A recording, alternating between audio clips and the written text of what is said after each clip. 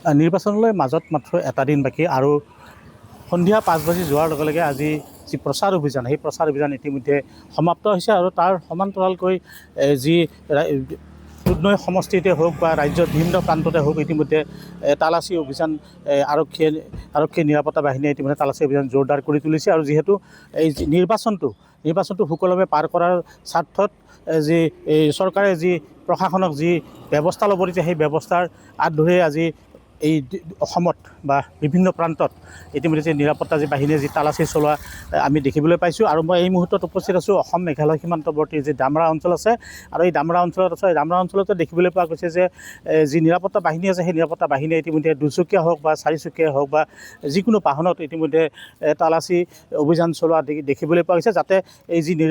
নিৰ্বাচনটো যেন সুকলমে পাৰ হৈ যায়। ইতিমধ্যে গোৱালপাৰা জিলাত কেইবাটাও কোম্পানী ইতিমধ্যে মোতায়েন কৰা হৈছে, যিহেতু পাঞ্জাৱ পুলিচ আছে, ITBP আছে বা CISFৰ যিসকল জোৱান আছে সেই জোৱানসকলো ইতিমধ্যে ইয়াত মোতায়েন কৰা হৈছে আৰু তেওঁলোকৰ যি প্ৰস্তুতি তেওঁলোকে চলাই আছে বা তেওঁলোকে যি